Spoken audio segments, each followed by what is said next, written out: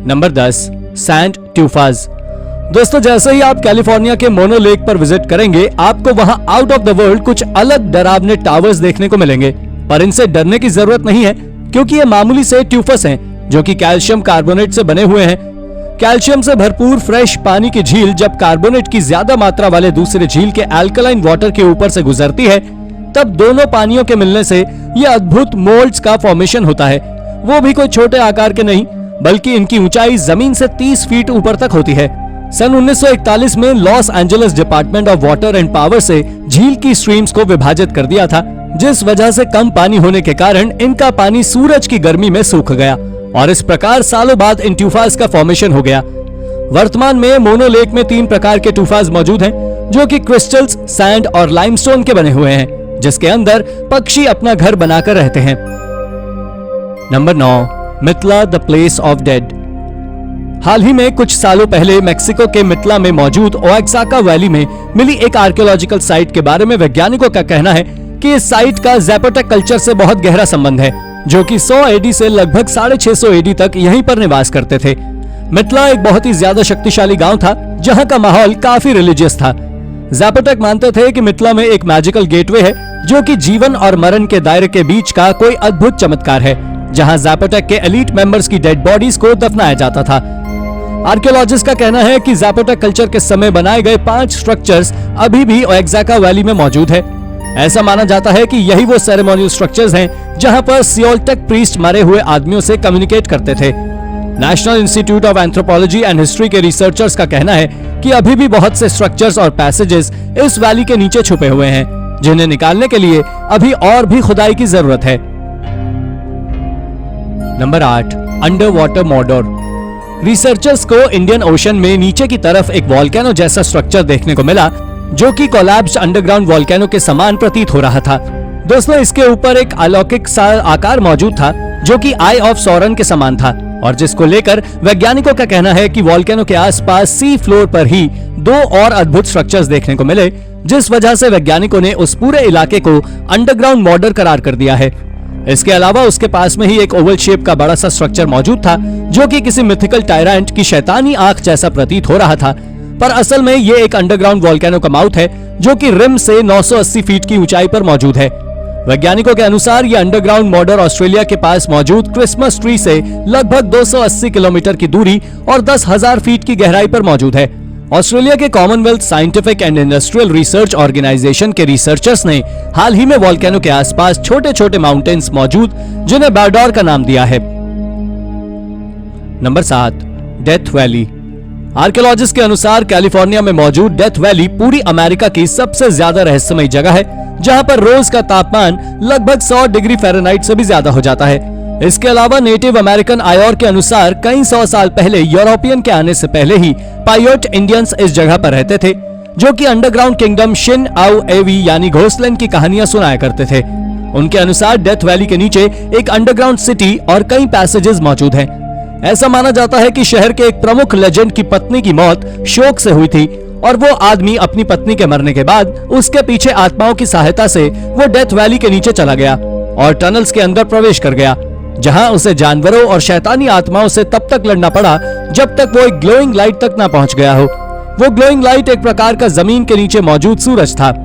इन सब के बाद वो आदमी एक पत्थरों के पुल को पार करके आत्माओं की नगरी में प्रवेश कर गया, और वहां पहुंचते ही उसने देखा कि यहाँ उसके हजारों पूर्वज भी मौजूद हैं, जो कि बड़े हर्ष और उल्लास से नाच रहे थे। उसके बाद सन 1931 में डॉक्टर एफ ब्रूस रसल ने दावा किया कि उन्होंने डेथ वैली के नीचे कैटाकॉम्ब्स खोज निकाले हैं।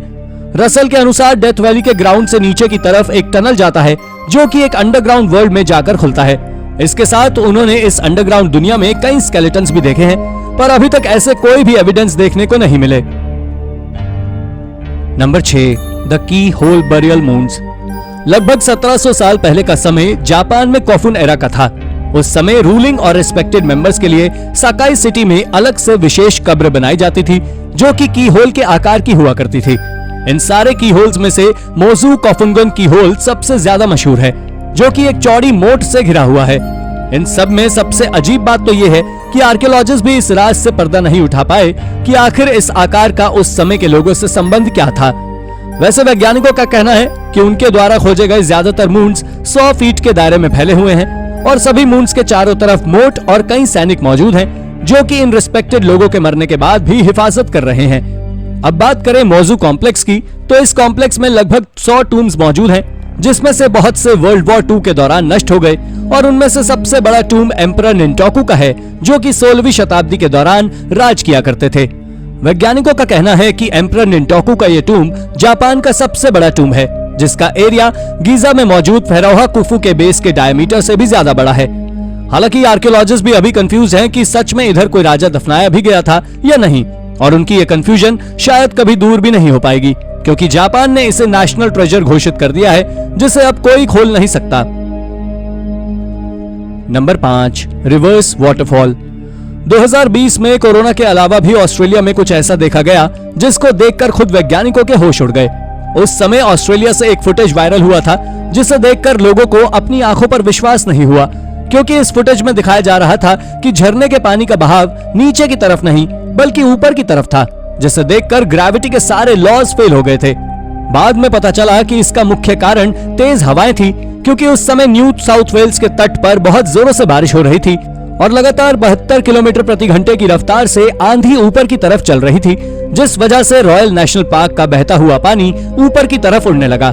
इसके अलावा धुंध ने भी रेनबो का रंग ले लिया, जो कि काफी अट्रैक्टिव दिखाई पड़ रहा था, जिसके बाद में हवा का बहाव कम होने के बाद पानी अपनी दिशा में ही बहने लगा।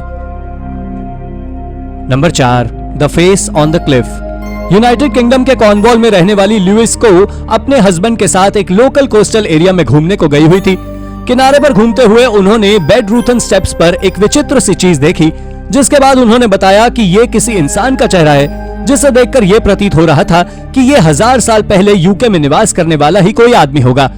वैसे बहुत से कपल्स का यह भी कहना था कि वो इस जगह पर बहुत बार विजिट कर चुके हैं, पर आज तक उन्होंने ऐसा चेहरा पहले कभी नहीं देखा।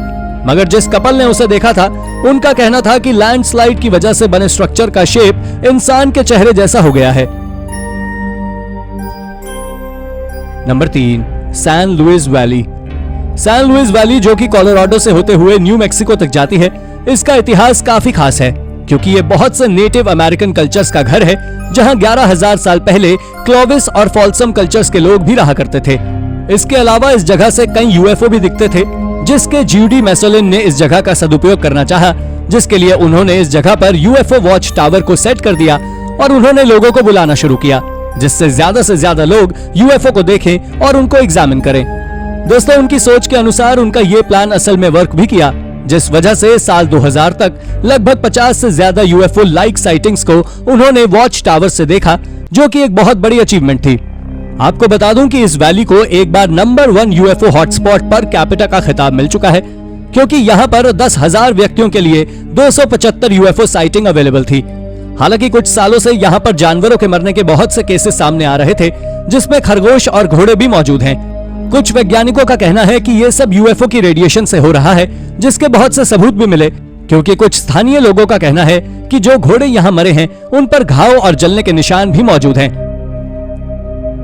Number 2, N ancient Irish tomb. Ireland में मौजूद क्रीवी कील कोर्ट टूम्ब लगभग 4500 साल पुरानी एक ऐसी रहस्यमयी जगह है, जहां डेड बॉडीज को दफनाया जाता था, जिस वजह से आपको यहाँ कोर्ट स्टाइल टूम्ब भी देखने को मिलेंगे। इन टूम्ब्स के बनने की शुरुआत प्री हिस्टोरिक समय से हुई थी और प्रथा अर्ली क्रिश्चियन पीरियड तक चलती रही। साल 1909 में सभी इन टूम्ब्स को जायंट ग्रेव्स के नाम से जाना करते थे, पर आयरलैंड के स्थानीय लोग इसे कासल ऑफ एन्चांटमेंट बोला करते थे। वैसे आपको जानकर आश्चर्य होगा कि इन टूम्ब्स के आसपास कुछ चमत्कार भी देखे गए हैं, जैसे कि सन 1979 में गेराल्ड कियल ने दावा किया था कि उसने टूम्ब्स में से एक अलग प्रकार की रोशनी आती हुई देखी है।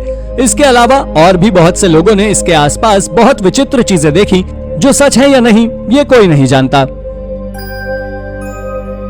Number 1, mysterious underwater sinkhole. Philippines में मौजूद जनरल सैंटोस सिटी के पास एक रहस्यमयी अंडरग्राउंड सिंकहोल मौजूद है। यह सिंकहोल कोई मामूली सिंकहोल नहीं, क्योंकि हर साल लगातार बढ़ता ही जा रहा है, जिसने अभी तक 1000 से भी ज्यादा लोगों के घर बर्बाद किए हैं और लगातार बर्बादी करता ही जा रहा है। हालांकि इस सब के बावजूद भी इस इलाके के लोग अपना इलाका छोड़कर जाना नहीं चाहते और पानी में ऐसे ही रहना पसंद करते हैं। खैर, वैज्ञानिक भी इस सिंकहोल के होने की वजह तो नहीं जानते, पर हाँ, कुछ लोगों का मानना है कि ये सिंकहोल पानी के नीचे किसी कोलैप्स का नतीजा भी हो सकता है, जो कि समुद्र में 300 फीट गहराई तक फैला हुआ है। आप समुद्र में इसकी पहचान आराम से कर लेंगे, क्योंकि इसका नीला रंग पानी के नीले रंग से काफी गहरा होता है। तो दोस्तों, ये थी हमारी एक और इंटरेस्टिंग वीडियो। अगर आपको ये वीडियो पसंद आई हो तो इसे लाइक करें और हाँ, जाते जाते चैनल को सब्सक्राइब भी जरूर कर दीजिएगा। Thank you for watching.